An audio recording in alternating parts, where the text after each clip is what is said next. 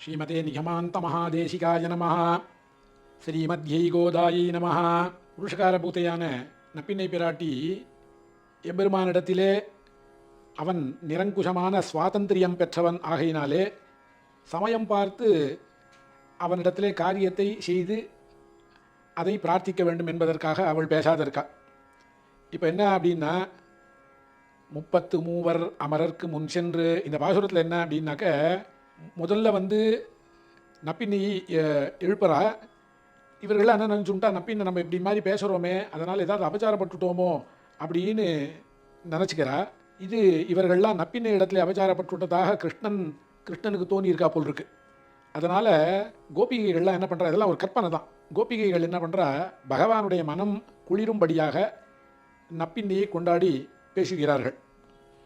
எப்படி பேசுகிறா அப்படின்னா, 33 அமரர்க்கு முன் சென்று கப்பம் தவிர்க்கும் கலியே துயிலழாய், செப்பமுடையாய் திரளுடையாய், செற்றார்க்கு வெப்பம் கொடுக்கும் விமலா துயிலழாய், செப்பென்ன மென்முலை செவ்வாய் சிறு மருங்குல் நப்பின்னை நங்காய் திருவே துயிலழாய், உக்கமும் தட்டொழியும் தந்துமுன் மணாடனை இப்போதே எம்மை நீராட்டு அப்படிங்கிற. 33 அமரர்க்கு முன் சென்று கப்பம் தவிர்க்கும் கலியே. 30 முக்கோடி தேவர்கள் அப்படின்னா இவ யார் யாருன்னு ஒரு கேள்வி வருது. 30 முக்கோடின்றது எப்படி கணக்கு பண்ணிக்கிறது அப்படின்னு ஒரு கேள்வி வருது இல்லையா. 24 அப்படிங்கிற. ஈரைந்தின் மேல் ஒருவர், 8ஓடு 1 4, ஓர் 2 அல்லார். 24 அப்படின்னா 2 நாங்க எவ்வளோ 8 அப்படி வச்சுக்கணும். 2 நாள் 8 அஷ்டதிக் பாலகர்கள் அப்படிங்கிற அளவு அஷ்ட வசுக்கள் அவள் தான் 24. ஈரைந்தின் மேல் ஒருவர் அப்படிங்கிற 2 5 11 11 இவா யாருன்னு கேட்டால் ஏகாதச ருத்ரர்கள் அப்படின்னு சொல்லக்கூடியவா. இதெல்லாம் அந்த புராணங்களில் சொல்லப்பட்டிருக்கிறதான வாக்கியங்கள். 8ஓடு 1 4, 8 நாளும் 12 துவாதச ஆதித்யர்கள். ஓர் 2 அல்லால் அப்படின்னா அஸ்வினி தேவதைகள் 2 பேர் அப்படின்னு சில வியாக்கியானங்கள் சொல்கிறது.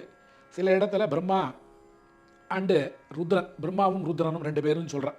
அப்படி இல்லை, அஸ்வினி தேவதைகள் தான் 2 பேர். ஏன்னா வாழலாம் 30 முக்கோடி தேவை. இப்போ பாருங்கள், இதனுடைய கூட்டுத்தொகையை பாருங்க. 24 அப்படின்னா 8 8 11 18 8 19 இல்லையா. 24 ஈரைந்தின் மேலொருவர் 11 8 19 19 12 31 31 இவா 2 33 30 முக்கோடி தேவர்கள் எல்லாருமே இதுகளுக்குள்ள அடங்கிறது தான். அதனால தான் 30 எத்தனை கோடியாக வேணா இருக்கட்டும், இந்த 33 அந்த இது பிரிவு இருக்குது பாருங்கள், அதுக்குள்ளே அடங்குறவா வாழலாம். இந்த 33 இந்த 4 பிரிவில் 33 பேர்கிட்ட கீழே அடங்குறவா. 33 அமரர்க்கு, இங்கே 30 கோடின்னு சொல்லலை, இந்த 33 3 இவாளெல்லாம் சொன்னோம் இப்போ முன்னால். அமரர்க்கு முன் சென்று கப்பம் தவிர்க்கும் கலியே அப்படிங்கிற.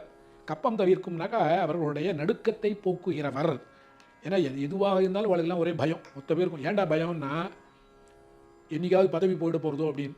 அதனால தான் இவாளுகள்லாம் இருக்கிறதெல்லாம் பதவி. பகவானாலே கொடுக்கப்பட்டதான இந்திர பதவி, பகவானாலே கொடுக்கப்பட்டதானதான பிரம்ம பதவி, இதெல்லாம் பதவி. இதெல்லாம் அந்தந்த காலம் முடிஞ்ச உடனே அவள்லாம் கிளம்பி போக வேண்டியது தான். அதுக்கு அதனால தான் நம்ம நிறைய புராணங்களில் எல்லாரும் சொல்ல கேட்டிருப்போம், ஆஞ்சநேய சுவாமி தான் அடுத்த பிரம்ம பட்டம் அப்படின்னு சொல்கிறா இல்லையா. இப்போ அண்ணா அடுத்த பிரம்மத்துக்கு அவர் காத்துட்டுருக்கேன்னாக்கா இப்போ இருக்கிற பிரம்மா என்ன ஆவார் அப்படின்னா அவர் போயிடுவார், அவ்வளோதான். அவர் பீரியட் முடிஞ்சு போயிடுச்சுன்னா அவர் கிளம்ப வேண்டியது தான். அந்த மாதிரி இவாளுக்கெல்லாம் எப்போ பார்த்தாலும் இவாளுக்கு நடுக்கும். ஏன் நடுக்கும் அப்படின்னா, ஐயோ எவனாவது நம்மளை இம்சிக்க போகிறானோ. இத்தனைக்கும் நல்லா அமிர்தம் சாட்டி இரவா வரம் பெற்றவர்கள் தான் அவர்கள்லாம். இளமையோடையும் இருப்பா. அவள் காலம் வரைக்கும் அவளுக்கு அழிவுன்றதே கிடையாது. அந்த குறிப்பிட்ட கால பரியந்தம். நமக்கெல்லாம் அப்படி கிடையாது. அந்த மாதிரி ஸோ அவர்களுடைய கப்பம் தவிர்க்கும், அவர்களுடைய பயத்தைனாக்கா எதிரிகளால் பயம் வரணும்னு அவசியம் இல்லை. அவர்களுக்கு சுவாபாவிகமாகவே இது நடக்காத போகுமா அப்படிலாம் நினச்சிட்டு இருக்கா. கப்பம் தவிர்க்கும், நடுக்கத்தை தவிர்க்கக்கூடிய கலியே துயிலழாய். என்ன அவர்களுக்கு அவர்களுடைய எதிரிகளுக்கு கலி போன்ற இருக்கக்கூடியவன் அப்படின்னா அவர்களுடைய கர்வத்தை ஒடுக்கக்கூடியவன். கலியே துயிலழாய், செப்பமுடையாய் திரளுடையாய் அப்படிங்கிற. அப்படின்னா எல்லா விதமான திரள் அப்படின்னாக்க சக்தியையும் பெற்றவன் எம்பெருமான். அப்படிப்பட்ட திரள் உடையாய், செற்றார்க்கு வெப்பம் கொடுக்கும் விமலா அப்படிங்கிற. விமலா அமலன் விமலன் அப்படின்னாக்க எந்த ஒரு தோஷமும் இல்லாதவன் அர்த்தம். விமலா செற்றார்க்கு வெப்பம் கொடுக்கும். யார் யாருக்குனாக்க பாகவதர்களுக்கெல்லாம் கஷ்டத்தை கொடுக்கக்கூடியவர்களுக்கு வெப்பம் கொடுக்கும். தகிக்கிற பெருமாள் அவர்களெல்லாம் தன்னுடைய பாகவதர்களுக்கு எவன் ஒருவன் துன்பத்தை பண்ணுகிறானோ அப்படிப்பட்டவர்களுக்கு பெருமாள் எப்படி இருக்கிறான்னா சூரியன் போலே தகிக்கிற வெப்பம் கொடுக்கும். நெருப்பு போல இருக்க, நெருப்பென்ற நின்ற நெடுமாலேன்னு சொல்ல போகிறார் பின்னால்.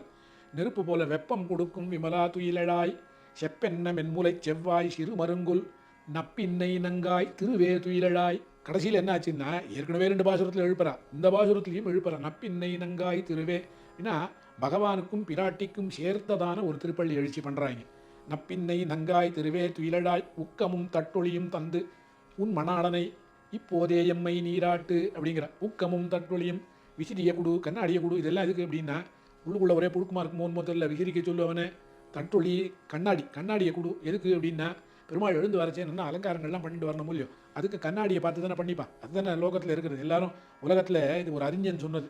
உலகத்தில் பெண்கள் அவர்களுடைய வாழ்நாளில் 3/4 வாசி நாளை கண்ணாடி முன் நின்றே கழிக்கிறார்கள் அப்படின்னா, அது பெண்களுக்கு மாத்திரமில்லை ஆண்களுக்கும் அதே தான் அப்படின்னு சொல்லியிருக்கான். எல்லாரும் பாருங்க, வயசில் இருக்கிறவா எல்லாருமே கண்ணாடி முன்னால் ஒரு க்ஷணம் கூட நிற்காத போகிறதே கிடையாது. அது என்ன தான் இருக்குமோ தெரியல, ஒரே ட்ரெஸ் தான் போட்டுருக்கோம், எல்லாம் போட்டுருக்கோம். 10 நொடிக்கு ஒரு தடவை ஒரு கண்ணாடி முன்னால் நின்று போய் பார்க்கணும். அந்த தலையை வாரிக்கிறது, இந்த கிராப்பு வச்சுருந்தோன்னா கிராப்பு வாரிக்கிறது, குடுமி வச்சுருந்தோன்னா குடுமி முடிகிறது. அந்த மாதிரி இதே ஸ்திரீகளுக்கும் சுவாபாவிகமாகவே இருக்குது. அதில் புருஷர்களும் இப்போ சேர்ந்துட்டோம். அதனால் எல்லாருமே இந்த கண்ணாடி முன்னால் இருந்து நாழியை கழிக்கிறதுன்றது ரொம்ப சர்வசாதாரணமாக இருக்குது. அதனால தான் அன்றைக்கே கண்ணாடியை கொடுன்னு சொல்லியிருக்கா. தட்டழியும் தந்து உன் மலாளனை இப்போதே எம்மை நீராட்டு அப்படிங்கிறா. என்னை நீராட்டு, எங்களை நீராட்டுன்னா எங்களுக்கு அனுகிரகம் செய்வதற்கு எழுந்து வருவீர்களாக அப்படிங்கிறா. இப்போது ஒருத்தன் என்ன சொல்கிறதுன்னா, வேதாந்த சாஸ்திரங்கள்லாம் இருக்கும் இல்லையோ, அவைகள் என்ன பண்ணுறது அப்படின்னாக்க, தன் சரீரத்தாலேயே பேரு என்கின்றது. சேத்தனம்லாம் இருக்காங்க, சேத்தனம்னா அசையக்கூடிய வர்க்கங்கள், அவளுக்கு அவர்களுடைய சரீரமே கொண்டு இந்த ஞானம் கர்மம் பக்தி இதெல்லாம் செய்யலாம் அப்படிங்கிறதாக சொல்கிறார். அப்போ இந்த மாதிரி இதில் என்ன சொல்கிறார், திருமந்திரம் என்று சொல்லக்கூடியதான திருவஷ்டாட்சரத்திலே என்ன சொல்கிறது அப்படின்னாக்க, ஆத்மாவினால் பேரு என்கிறது. பரதந்திரனான இந்த ஜீவன் இருக்கானோ இல்லை, ஜீவன் எப்படின்னாக்கா இன்னொருத்தரை சார்ந்து தான் இருப்பான். பாருங்க, ஒன்றும் இந்த சரீரத்தை சார்ந்து தான் இந்த ஜீவன் இருக்குது. இந்த சரீரம் கொடுத்தோன்னாக்க ஜீவன் போயிட்டுன்னா ஒன்றும் சரீரத்துக்கும் பிரயோஜனம் இல்லை. சரீரம் இல்லைன்னாக்கா ஆத்மாவுக்கு என்ன பிரயோஜனம்? எதை எப்படி காண்பிக்க முடியும்? ஆத்மாவுடைய உருவத்தை காண்பிக்க முடியாது. உருவத்திற்காக ஆத்மா சரீரத்தை சார்ந்து இருக்கிறது. என்ன ஆத்மா சரீரம் உயிர் வாழ்வதற்காக ஆத்மாவை சார்ந்து இருக்கிறது அப்படின்னாக்க, பெருமாள் என்ன பண்ணுறார் அப்படின்னாக்க, அதனால தான் என்ன பண்ணுறான் பெருமாள், இப்படிப்பட்டவர்களை ரட்சிப்பான் அப்படிங்கிறது சொல்கிறது. பாரதந்திரியமாக இருக்கக்கூடியவனை தான் பகவான் ரட்சிக்கிறான். என்ன சுதந்திரன் அப்படின்னு எவன் தன்னை நினச்சிக்கிறானோ அவனை பகவான் கை விட்டுடுறான். அப்படிப்பட்டதான ஒரு நிலைமை நமக்கு ஏற்படக்கூடாது என்பதற்காகத்தானே இந்த பாசுரத்திலே ஆண்டாள் எம்பெருமானையும் எம்பெருமானுக்கு புருஷகார பூதையாக இருக்கக்கூடியதான நம்பின்னை பிராட்டியையும் வேண்டுவதாக இந்த கோபஸ்திரீகள் தங்களை நினைத்து கொண்டு அவர்களிடத்திலே ஒரு திருப்பள்ளி எழுச்சியான ஒரு பாசுரத்தை பாடி அவர்களை எழுப்பி அவர்களிடத்திலே தாம் வந்து இருக்கக்கூடியதான காரணத்தை 2 பேரும் சேர்ந்து இருக்கச்சே சொல்லணும் அப்படிங்கிறது தான் முக்கியம். இதில் நீங்கள் பாருங்கள், முன்னாலேயே நம்ம சொன்னோம், ராவணன் எம்பெருமானை விட்டுட்டு பிராட்டி அனுபவிக்கணும்னு பார்த்தா மாண்டு போனான். சூர்பனக பிராட்டியை விட்டுட்டு எம்பெருமானை அனுபவிக்கணும் அடையணும்னு நினச்சா அவளும் தன்னுடைய மானத்தை இழந்தாள்.